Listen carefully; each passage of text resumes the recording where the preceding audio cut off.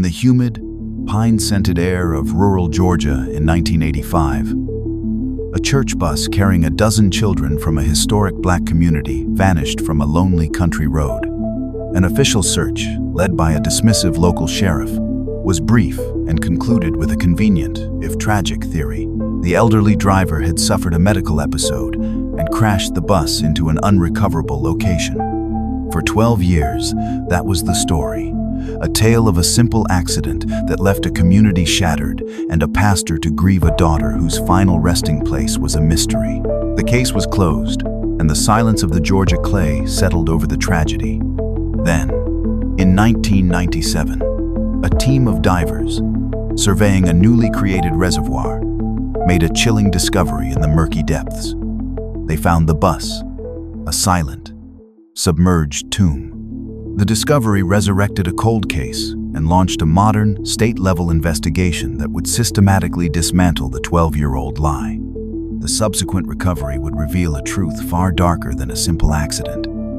Bullet holes riddling the bus and a set of incriminating blueprints found inside would expose a vast conspiracy of greed and racism, a crime orchestrated by the county's most powerful men to erase a community and steal its history, a secret that had been kept for more than a decade at the bottom of a man-made lake.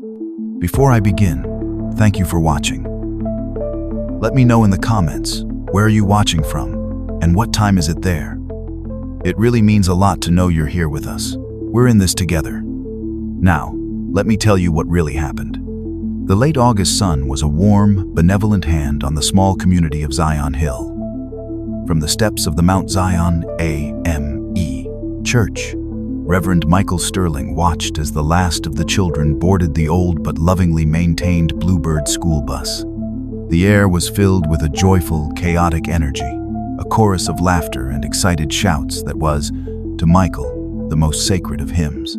His 10-year-old daughter, Sarah, turned in the doorway of the bus and gave him a final beaming wave, her beaded braids clicking together.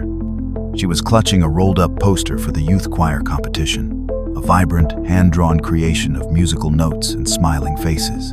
"You bring home that trophy, you hear?" Michael called out, his voice a warm, resonant baritone that was accustomed to filling the rafters of his church.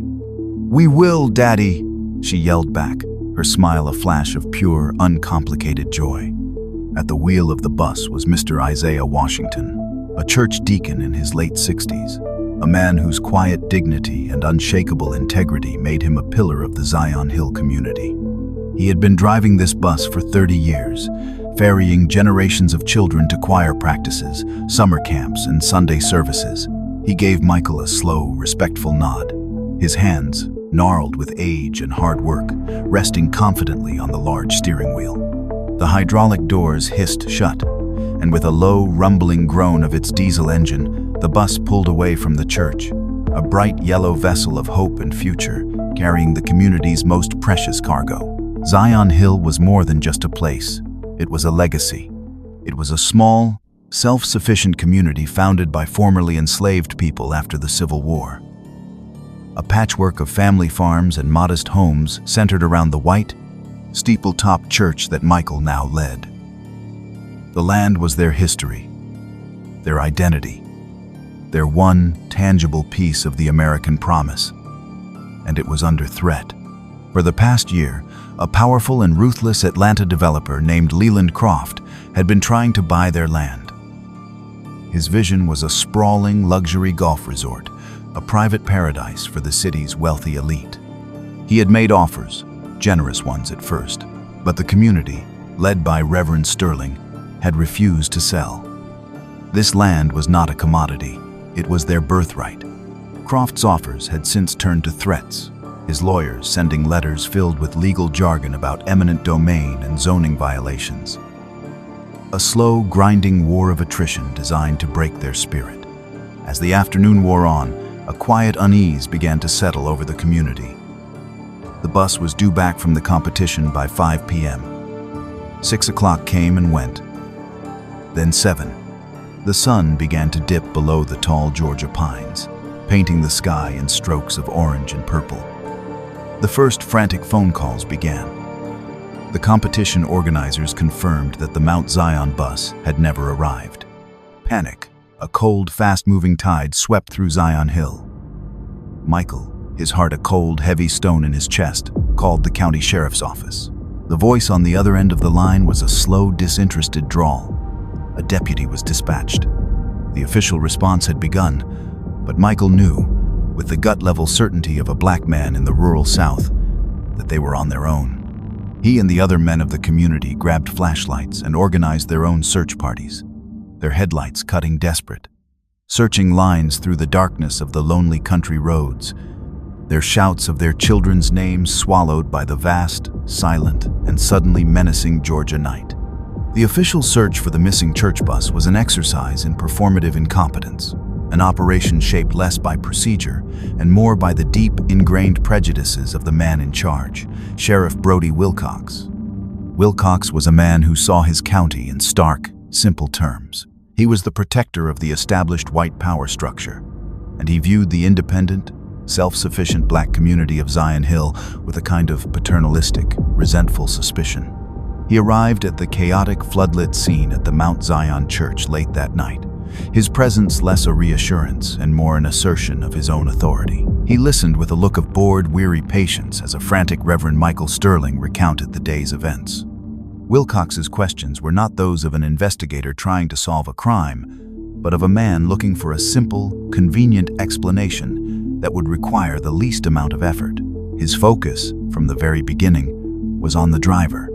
"This fella, Washington," he'd said, his thumbs hooked in his belt, his gaze sweeping dismissively over the worried faces of the community members. "How old is he? 68, you say? And his health? You sure he was fit to be driving a bus full of kids?" The line of questioning was a subtle but effective act of character assassination. He was planting the seed of the narrative before the search had even truly begun.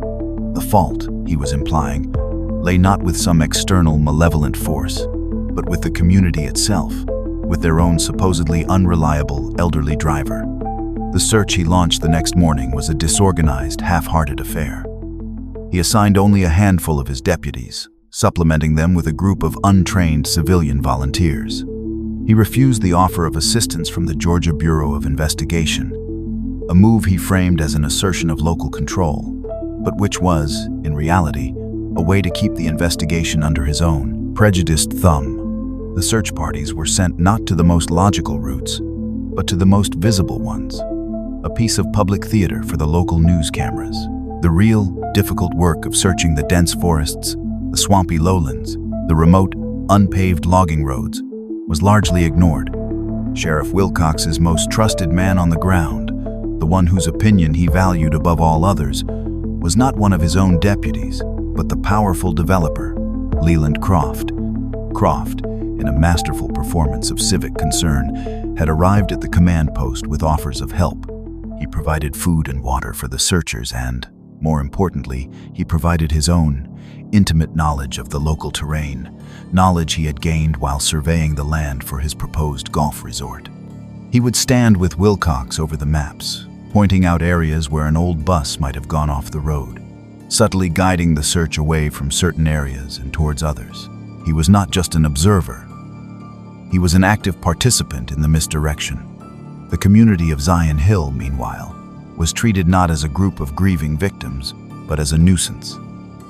Their own desperate search efforts were discouraged, their fears of foul play, their pleas to consider that the bus had been hijacked, were dismissed by Wilcox as the hysterical, paranoid fantasies of a community that was, in his view, prone to exaggeration. The narrative was being shaped with a deliberate, almost artistic precision. It was a story of a tragic but simple accident. An elderly and likely medically unfit black driver. A bus full of children, a winding country road. The conclusion was pre-written. The search was just a formality. A slow, 3-day-long process of allowing the inevitable official story to take hold. After 3 days of this performative search, with no sign of the bus or its occupants, Sheriff Brody Wilcox held a press conference on the steps of the county courthouse. The sun beat down on the small crowd of reporters, a physical manifestation of the oppressive, suffocating atmosphere of the town's power structure. Wilcox, his face a mask of somber official gravity, delivered the conclusion that he had been building towards since the first frantic phone call. After an exhaustive 3-day search, he began, his voice a slow, authoritative drawl. "We have been unable to locate the Mount Zion church bus. However, based on the lack of any evidence of foul play, and taking into account the age and potential health issues of the driver, Mr. Isaiah Washington, it is the official conclusion of this department that the bus was involved in a tragic single-vehicle accident." He paused, letting the weight of his words settle, his gaze sweeping over the crowd. "It is our belief that Mr. Washington likely suffered a medical episode, lost control of the vehicle, and went off the road in a remote, inaccessible location. The terrain in that part of the county is treacherous, full of deep, water-filled granite quarries and impassable swamps. It is our tragic conclusion that the bus and its occupants are, at this time, unrecoverable." The story was a masterpiece of institutional gaslighting. It was a narrative that was completely devoid of evidence, yet it was presented as a definitive, expert conclusion. He had taken the community's beloved deacon, a man of unimpeachable integrity, and had posthumously transformed him into the sole culprit of the tragedy. He had taken the community's deepest fear that their children had been the victims of a violent, racist act and had dismissed it as hysteria. A reporter asked if the search would continue. "We will, of course, keep the case open," Wilcox said. A statement that was technically true but functionally a lie. "But the active large-scale search is being suspended. Our resources are needed elsewhere." The case was closed. The official story was now the only story. The local newspaper ran the headline, "Tragic accident claims church bus." The state news picked it up. The world moved on. But for the community of Zion Hill, the world had stopped. They were left in a state of suspended, agonizing grief. A grief made infinitely worse by the profound, soul-crushing injustice of the official lie. They had lost their children, and then they had lost the truth. They were a community that had been silenced, their tragedy rewritten by the very man who was sworn to protect them. A man who had used his power not to find their children, but to bury them under a convenient and racist fiction. 12 years. For Reverend Michael Sterling, the 12 years since the bus had vanished were a long, slow, and quiet war of attrition. The sharp, screaming wound of his daughter's loss had not healed. It had become a part of his own spiritual landscape, a permanent, desolate canyon of the soul. The community of Zion Hill had been hollowed out, its vibrant, youthful energy replaced by a quiet, persistent, and collective ache. The laughter of children no longer echoed in the churchyard. The pews on Sunday were a little emptier, the hymns sung with a little less fervor. The tragedy had been a heart attack, and the community had survived, but it was left with a permanent, weakened scar. The antagonist in their long, slow grief was not just a memory, but a constant physical presence, Leland Croft. The developer had not abandoned his dream of a luxury golf resort. He had simply changed his tactics. He no longer made offers. He waged a campaign of slow, grinding pressure. He used the tragedy as a weapon. He would speak to the county commissioners about the blight of the grieving community, about the need for progress and renewal. He would send his lawyers with new, more aggressive offers, subtly implying that the only way for the community to escape its painful past was to sell it, to allow him to bulldoze the church, the homes, the memories, and replace them with the pristine, manicured green of a golf course. But Reverend Sterling had become a pillar of immovable resolve. His grief for his daughter had transformed into a fierce, protective love for his community and its history. He saw the fight for their land as the final and only battle he could still win for Sarah.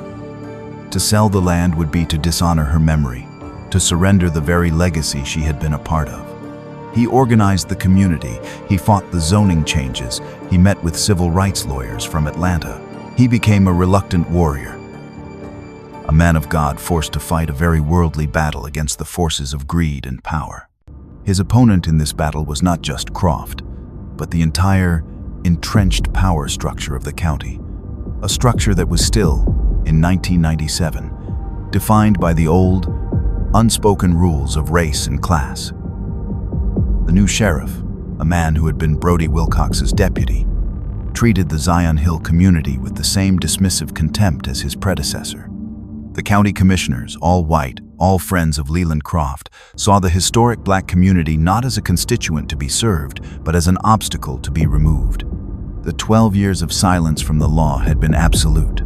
The case of the missing church bus was a closed file, a piece of settled history. But for Michael, it was a living, breathing injustice. He had never, for a single day, believed the official story. He knew, with a certainty that was as deep and as unshakable as his faith, that his daughter and the other children had been the victims of a crime. He did not know the who, or the how, or the why. He only knew that the truth was still out there, waiting. He had become a man living a dual life. To his congregation, he was the strong, steady pastor, a source of comfort and spiritual guidance. But in the quiet of his study, late at night, he was a cold case detective. He had a map of the county on his wall, the last known route of the bus marked in red. He had spent years conducting his own quiet investigation, talking to people, following old, cold leads, trying to piece together a puzzle that was missing its central piece. He was a man waiting for a miracle, not of a divine nature, but of a terrestrial one. He was waiting for a sign, for a piece of evidence, for a crack in the wall of silence that had been built around his daughter's memory 12 years ago. The call came on a Tuesday morning in late September. It was from a woman at the Georgia Bureau of Investigation in Atlanta. Her voice was professional, cautious. She was calling, she said, about a discovery that had been made in the newly created Allatoona Reservoir, a massive man-made lake that had been formed when the Etowah River was dammed 4 years after the bus had vanished. A team of commercial divers, she explained, had found something, a bus, a yellow school bus, at the bottom of the old river channel. The 12-year silence was over. The water was about to give up its dead. The discovery of the submerged school bus was a logistical and jurisdictional bombshell. The local county sheriff's office, the same department that had so badly botched the original investigation, was immediately superseded. The case was now the sole responsibility of the Georgia Bureau of Investigation. The man assigned to lead the new investigation was Special Agent Robert Pierce. Pierce was a man who seemed to have been designed in a lab to be the antithesis of the old, corrupt, rural power structure. He was in his late 40s, a senior agent with a reputation for being methodical, unflappable, and immune to political pressure. He was a man who trusted forensic evidence over local folklore. A man who believed that the truth could be found in the cold, hard language of science. He arrived in the small, tense county with a full GBI mobile command unit and a team of forensic specialists. His first act was not to visit the recovery site, but to drive to the quiet, shaded lane of the Zion Hill community. He had requested a meeting with Reverend Michael Sterling. The meeting took place in the Reverend's study, a room that was both a place of faith and a cold case detective's office. The two men, the grieving father and the state investigator, sized each other up across the Reverend's large, cluttered desk. Pierce, a man who had seen every possible permutation of human grief, saw in Sterling not just a victim, but a scholar, a fighter, a man who had been keeping a 12-year vigil. "Reverend Sterling," Pierce began, his voice a calm, direct baritone. "I have read the original case file from 1985. I want to be clear. As of this moment, we are treating the disappearance of your daughter and the other children as an open and active homicide investigation." For the first time in 12 years, a representative of the law was speaking his language. A wave of profound, weary relief washed over Michael Sterling, a feeling so intense it almost brought him to his knees. He had not been crazy. His suspicions had not been the paranoid fantasies of a grieving father. They had been real. "What do you need from me, Agent Pierce?" Sterling asked, his voice thick with an emotion he couldn't name. "For now," Pierce replied, "I need you to tell me everything. Everything the original investigators ignored. Every suspicion you had. Every rumor you heard. I need you to be my historian." The alliance was forged.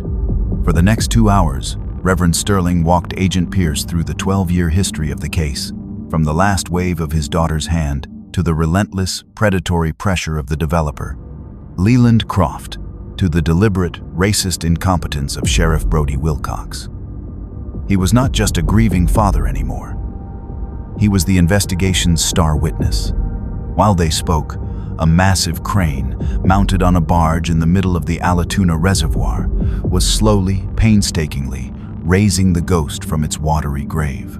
The old, yellow school bus, its paint faded to a pale, ghostly lemon, broke the surface of the water, trailing weeds and river mud. It was a time capsule, a crime scene that had been perfectly, if unintentionally, preserved for 12 years. The truth was finally coming into the light. The bus, once it was raised and transported to a secure GBI facility, became the sole intense focus of the investigation. It was not just a vehicle. It was a sarcophagus, a sealed tomb that held the secrets of that last terrible day. The forensic examination, led by Agent Robert Pierce, was a slow, meticulous, and often heartbreaking process. The exterior of the bus told the first part of the story. The windows were shattered, and the side panels were riddled with what were clearly bullet holes. The forensics team identified entry holes from at least 3 different types of firearms, suggesting multiple shooters. This was not a simple accident. It was not a robbery gone wrong. This was an organized, violent assault. It was a hijacking. The interior of the bus was a scene of profound, preserved tragedy. The skeletal remains of the 13 victims, 12 children and the driver, Mr. Isaiah Washington, were found inside. The forensic anthropology team began the grim, painstaking work of identifying each child, a process that would bring a final, terrible closure to the families who had lived in a state of suspended grief for 12 years. The remains of the driver, Mr. Washington, provided the first forensic bombshell. He was found in his seat, his skeletal hands still resting near the steering wheel. His remains showed that he had been shot multiple times at close range. He had not suffered a medical episode. He had been executed. But the position of his body and the defensive wounds on his arms suggested that he had not died without a fight. He had died a hero, trying to protect the children in his care. The remains of the children told a different, and even more chilling, story. They showed no signs of direct violence. They had not been shot.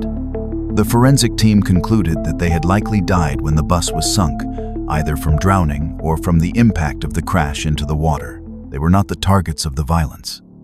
They were the collateral damage. But it was the second discovery, made inside a rotted, waterlogged leather satchel that was found near the driver's seat, that would blow the case wide open. The satchel belonged to Mr. Washington. Inside, protected from the water by a sealed, industrial-grade surveyor's tube, was a roll of papers. Agent Pierce, his hands covered in latex gloves, carefully unrolled the preserved documents under a bright forensic lamp. They were not children's drawings or church documents. They were blueprints, a full set of professional architectural blueprints. And as Pierce stared at the title block on the first page, a cold, sickening understanding began to dawn on him. The blueprints were for a luxury golf resort and residential community. The name of the project was printed in a bold, elegant font, Croftwood Estates. The client was Leland Croft, but it was the map, the detailed topographical survey of the proposed resort, that was the true smoking gun. The map was dated June 1985, 2 months before the bus had vanished. And on the map, in the area that would one day become the deep, central water hazard of the resort's signature 18th hole, was a small, red, hand-drawn circle. And inside the circle, in a neat, clinical script, was a chillingly mundane notation. Phase 1 demolition. Quarry fill site. The red circle was the exact location in the old riverbed where the bus had just been found. The bus had not been sunk in a random act of panicked concealment. It had been deliberately placed. It had been used as a marker, a grim, secret cornerstone for the foundation of a rich man's dream. The investigation now had its 2 prime suspects. A conspiracy of greed and power that was breathtaking in its audacity and its cruelty. The first was the developer, Leland Croft, the man whose incriminating plans had been found with the bodies of his victims. And the second was the man who had ensured that no one would ever go looking in that quarry. The man who had controlled the original sham investigation, the now retired sheriff, Brodie Wilcox. The case was no longer just a hijacking. It was a conspiracy that went to the very heart of the county's corrupt power structure. The blueprints were the key, the map that would lead Pierce not just to the killers, but to the entire rotten system that had protected them for 12 years. With the blueprints providing a direct, physical link between the crime scene and the developer, Leland Croft, and with the original, sham investigation pointing to the complicity of the then-sheriff, Brodie Wilcox, Agent Robert Pierce now had the two pillars of his conspiracy case. He was no longer just investigating a murder. He was investigating a corrupt enterprise that had used violence and the levers of institutional power to achieve its goals. The new theory of the crime was a story of cold, calculated, and racist ambition. Leland Croft, a man obsessed with his vision of a luxury golf resort, had been stymied by the refusal of the Zion Hill community to sell their ancestral land. He saw them not as people with a history, but as an obstacle, a piece of blight that needed to be cleared for his pristine green fairways. Frustrated by their resistance, he had conspired with his friend and business associate, the powerful and equally ruthless Sheriff Brodie Wilcox. Together, they had hatched a plan of almost unimaginable cruelty. The plan was not to murder the children. The plan was to terrorize them. Pierce's theory, as he laid it out for his team, was this. Croft and Wilcox had hired a team of local thugs to hijack the church bus. The plan was to hold the children for 24 hours, to create a wave of panic and fear so profound that it would break the spirit of the Zion Hill community. They believed that a community that felt it could not even protect its own children would lose the will to fight for its land. It was a form of psychological warfare, but the plan had gone horribly, violently wrong. They had not counted on the courage and integrity of the 68-year-old deacon, Mr. Isaiah Washington. When the hijackers had tried to take his bus, he had fought back. He had refused to surrender his vehicle, his children. The confrontation had escalated, and in a moment of panicked, brutal violence, the hijackers had shot and killed him. With a dead man on their hands, the simple act of terrorism had now become a capital murder. The plan had changed. They could not release the children, who were now witnesses. So they had executed the contingency plan. They had driven the bus to the remote, abandoned granite quarry on the land that Croft already owned, the land that was destined to become the centerpiece of his golf course. They had sunk the bus, with the children still inside, in the deep, cold water, silencing the witnesses and disposing of the evidence in one single, horrific act. And then, Sheriff Brodie Wilcox had done his part. He had taken control of the official investigation. He had deliberately misdirected the search. He had publicly maligned the character of the heroic man he knew had been murdered. He had used his authority, his badge, and the systemic racism of his department to create the perfect, impenetrable cover story. He had declared the case an accident and had closed it, ensuring that no one would ever look in that quarry. And 4 years later, when the state had dammed the river, the quarry, and the bus, and the 13 bodies inside it, had been submerged under 100 feet of water, a secret that was supposed to be kept forever. The theory was complete, horrifying, and it fit every piece of the evidence. But to secure a conviction against two of the most powerful men in the county, Pierce knew he needed more. He needed to find the direct financial link that tied them together. He needed to follow the money. The second search of the investigation began. It was not a search of the forests or the lakes, but of the dusty, forgotten archives of 12 years of financial records. Pierce brought in a team of GBI forensic accountants. Their mission was to find the hidden trail of money, the payment from the wealthy developer to the corrupt sheriff. It was a painstaking, needle-in-a-haystack search. They sifted through a mountain of corporate records, of shell corporations, of private bank accounts. For weeks, the trail was cold. The payments, they knew, would be cleverly disguised, laundered through layers of legitimate-seeming transactions. The breakthrough came from an unexpected source: the expense reports of Croft's development company from 1985. A young, sharp-eyed accountant noticed a series of unusually large and vaguely documented payments to a shell corporation called Southern Surveying and Land Management. The payments were listed as expenses for geological surveys and water table analysis. But the company, the accountant discovered, had no employees, no equipment, and no physical address. It was a ghost. The accountant then began to trace the ownership of that ghost company. It took another week of peeling back layers of corporate secrecy, but he finally found it. The Shell Corporation was owned by a private slush fund, and the sole signatory on that fund, the man who had received over $100,000 in cash payments from Leland Croft in the year the bus had vanished, was the sheriff's wife. The money trail was the final, irrefutable proof of the conspiracy. It was the receipt for the murder of 13 people. It was the price of a cover-up. It was the smoking gun that Pierce had been searching for. The end came swiftly. Armed with the blueprints from the bus and the financial records that detailed the payoff, Agent Robert Pierce confronted both Leland Croft and the now-retired Brody Wilcox. The two men, who had lived for 12 years in a fortress of wealth and power, found themselves cornered by a truth that had been dredged from the bottom of a lake. Faced with the undeniable evidence and the prospect of the death penalty, one of the original hijackers, a man now in his 40s who had been living with the guilt of his crime for over a decade, confessed to the entire plot. He detailed the plan, the confrontation with the heroic Mr. Washington, the murders, and the cover-up orchestrated by the sheriff. The arrests of Leland Croft and Brody Wilcox sent a shockwave through the state of Georgia. It was a story of a level of corruption and cold-blooded evil that was almost beyond comprehension. The final scene of the story belongs to Reverend Michael Sterling.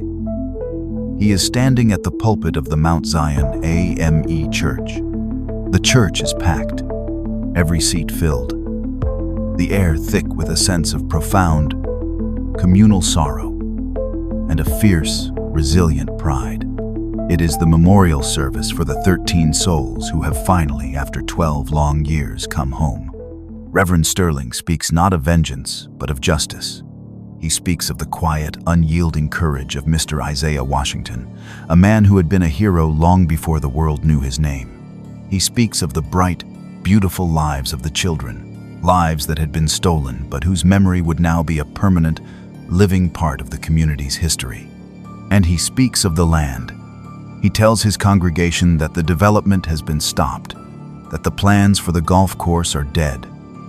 The land, their ancestral land, is safe.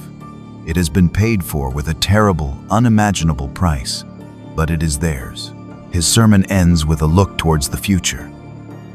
The community has been wounded, terribly, but it has not been broken. The truth has been unearthed, and the souls of their lost children, he tells them, are finally at peace. The long, silent vigil is over. The work of healing and of rebuilding can now begin.